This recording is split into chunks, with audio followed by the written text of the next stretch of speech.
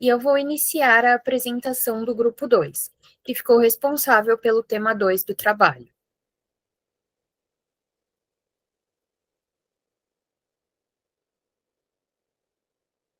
Hoje nós vamos falar sobre um tema importante do direito contratual, que é a boa-fé objetiva e o dever de não agravar o próprio prejuízo.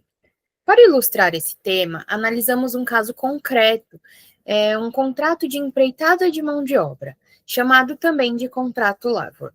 Cada parte tem a sua obrigação. O empreiteiro, ele tem como obrigação executar a obra com a sua equipe, enquanto o contratante tem como obrigação entregar os materiais e os equipamentos nesse tema importante do direito contratual, que é a boa-fé objetiva e o dever de não agravar o próprio prejuízo.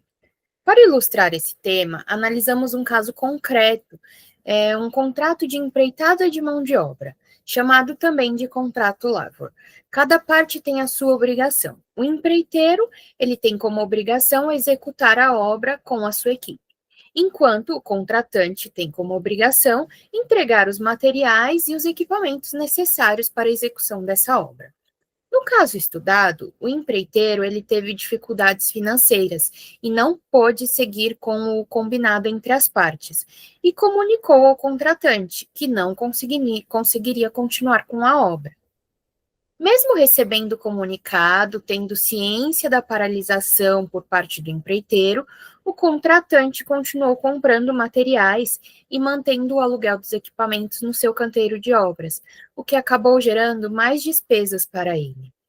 E depois de um tempo, ele se sentiu lesado e acabou ajuizando uma ação judicial contra o empreiteiro, a fim de ter algum retorno financeiro, cobrando indenização por todos os custos que teve após essa paralisação. E é justamente a partir dessa situação que surge a dúvida central do nosso trabalho. Será que agir dessa forma está de acordo com a boa-fé objetiva? Ou será que o contratante deveria ter tomado medidas para evitar ou reduzir esses prejuízos? Essas perguntas nos levam a um conceito muito importante chamado dever de mitigar o próprio prejuízo, que é o foco da nossa análise. E para começar a responder essas questões, nós precisamos entender alguns conceitos. E o primeiro deles é o que significa a boa-fé objetiva no contexto dos contratos. E é isso, quem vai nos explicar agora é a Bruna. Obrigada, Ana. Vou falar um pouquinho sobre o conceito e o fundamento legal da boa-fé objetiva. A boa-fé objetiva é um pilar essencial do direito contratual. Ela está prevista no artigo 422 do Código Civil, que diz assim: os contratantes devem guardar, assim na conclusão do contrato como em sua execução, os princípios de probidade e boa-fé. Ou seja, não basta ali só cumprir o contrato ao pé da letra. É preciso agir com lealdade, confiança e cooperação em todas as fases do contrato. É importante diferenciar também os dois tipos de boa-fé, que é a boa-fé subjetiva, que tem a ver com intenção interna de agir corretamente, e a boa-fé objetiva, que trata-se do comportamento ético exigido pela lei, independente da intenção. Assim, a boa-fé objetiva ela funciona como uma régua de comportamento, que mede se as partes estão sendo corretas e razoáveis nas suas atitudes contratuais. E agora, para a gente entender melhor como ela atua, a Débora vai falar as suas principais funções. Obrigada, Bruna. A boa-fé objetiva, ela exerce 3 funções principais: a interpretativa, a integrativa e a limitadora. A interpretativa, ela tem o papel de auxiliar a compreensão do verdadeiro sentido das cláusulas contratuais. Quando surge dúvida sobre o significado de uma disposição do contrato, o juiz ele deve interpretá-la de acordo com o comportamento leal e a intenção comum das partes, buscando sempre preservar a confiança e a expectativa legítima de uma parte tinha em relação à outra. Assim, a função evita interpretações literais ou abusivas, priorizando sempre o espírito da cooperação que deve existir entre os contratantes. Já a função integrativa, ela atua preenchendo as lacunas do contrato, ou seja, completando aquilo que não foi expressamente previsto pelas partes. É a partir dela que surgem os deveres anexos, que são as obrigações implícitas decorrentes da boa-fé, como o dever da informação, o dever da cooperação e o dever da proteção. Esses deveres, eles garantem que as partes ajam de forma ética e responsável, e evitando que os danos causados ou prejuízos sejam desnecessários ao outro. Por fim, a função limitadora, que tem a finalidade de impedir o exercício abusivo de direitos. Isso significa que, ainda que uma parte tenha um direito formalmente reconhecido no contrato, ela não pode utilizá-lo de maneira desleal ou contrária aos princípios de confiança e cooperação. Essa função atua como um freio contra as condutas abusivas, garantindo que o exercício dos direitos ocorra de forma justa e equilibrada. É exatamente a função limitadora que nasce o dever de não agravar o próprio prejuízo, né? E agora, para entender melhor os deveres anexos, a Gabriela vai explicar melhor como eles se manifestam no dia a dia dos contratos. Como a Débora mencionou, a boa-fé objetiva não se limita apenas no que está escrito no contrato. Ela vai muito mais, ela vai além e cria deveres de conduta, que orienta o comportamento entre as partes. Esses deveres são chamados de anexo, que servem para garantir a lealdade, equilíbrio e cooperação. Pode passar o próximo slide, por gentileza. Podemos citar os deveres de informação, que significa onde as partes devem compartilhar dados e fatos relevantes, mantendo uma comunicação clara, assertiva e verdadeira entre as partes.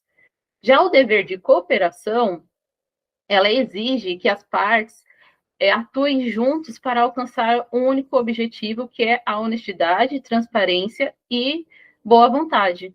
Já o dever de proteção, ele impõe o cuidado para zelar pela segurança e pelo bom andamento da relação jurídica, para evitar causar danos à outra parte. E no nosso caso, há também o dever de não agravar o próprio prejuízo, conhecido como o dever de mitigar o dano. Já no nosso caso, analisando o que ocorreu, foi exatamente ao contrário do que se espera da boa-fé objetiva. Por quê? O empreiteiro, ele paralisou a obra. E, mesmo assim, acabou caracterizando o inadimplemento contratual.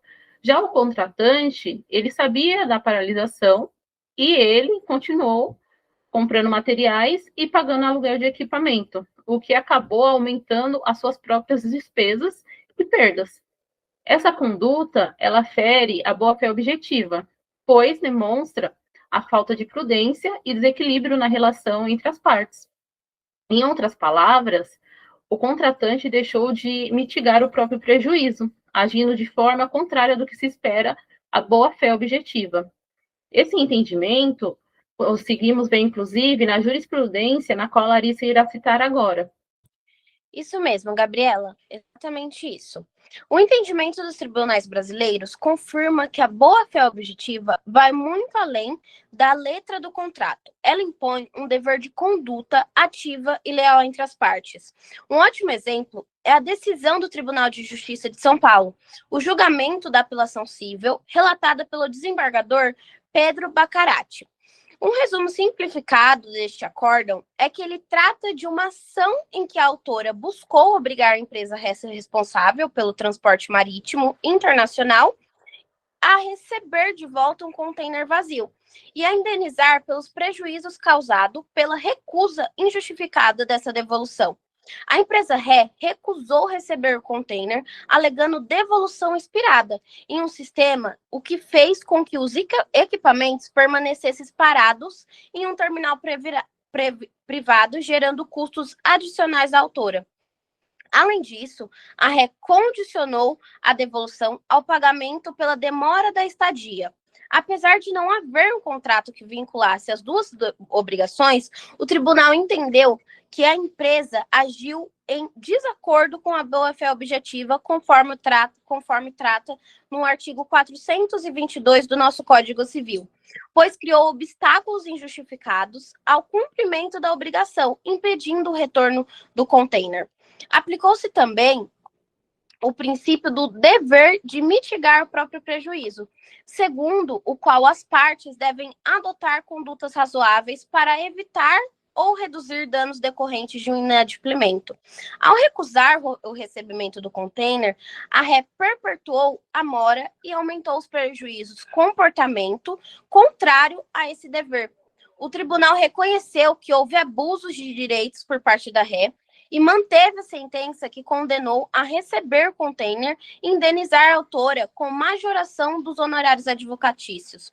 O caso exemplifica a forma didática, a intenção entre os princípios da boa-fé objetiva no âmbito contratual.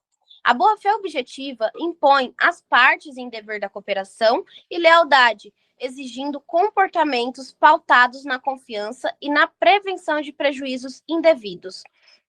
A boa-fé também obriga o contratante a agir de modo proativo e razoável, que para evitar a ampliação de danos, inclusive os próprios, das suas próprias empresas. Ao recusar injustificadamente o recebimento do container, a empresa violou ambos os deveres, frustrou o cumprimento voluntário da obrigação pela contraparte e contribuiu para o agravamento do prejuízo. Essa conduta considera-se abusiva e contrária à função social do contrato.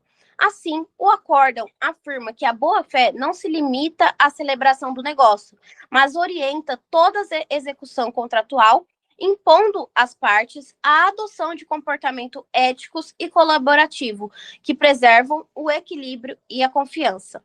Nesse caso, o tribunal destacou que as partes têm o dever de agir com lealdade e cooperação, inclusive evitando o agravamento do prejuízo. E o que isso significa?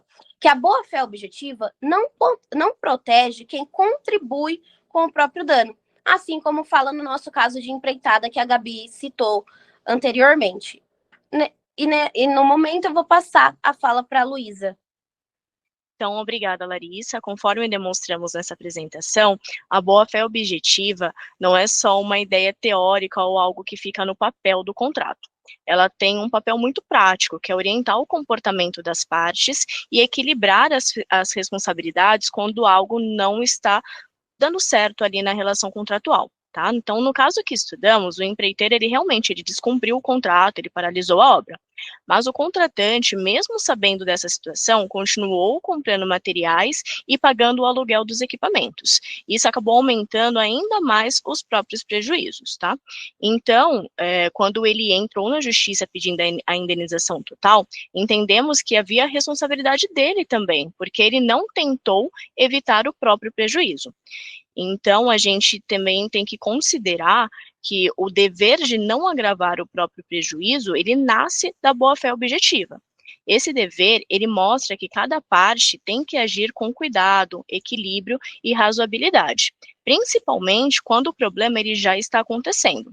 Afinal, não dá para deixar ou cobrar do outro que ele seja responsável quando você mesmo contribuiu para o resultado final. Tá? Então, a boa-fé objetiva, ela funciona como uma bússola. Ela orienta a conduta das partes para que o contrato se mantenha dentro dos limites éticos e justos. Ele protege quem age de forma, ele não protege, aliás, quem age de forma descuidada, mas quem age com lealdade. A doutrina diz que a boa-fé objetiva não protege o descuidado, mas o leal. E no fim das contas, o que esse princípio nos ensina é que o direito ele não se resume a regras escritas. Ele também depende da forma como as pessoas se comportam dentro da relação contratual. com respeito, transparência e senso de cooperação. Então, concluímos que a boa-fé objetiva é o que garante que o contrato não seja apenas um acordo formal, mas uma relação de confiança e equilíbrio entre as partes. Mais que um princípio jurídico, ela é uma atitude, um compromisso de agir da maneira correta, mesmo diante das dificuldades. Tá? Então, fica a reflexão: se o contratante tivesse agido de forma razoável, teria mesmo sofrido esse prejuízo? Lembrando que a boa-fé, ela é o limite entre o direito e o abuso do direito. Muito obrigada pela atenção de todos. Essa foi a nossa apresentação.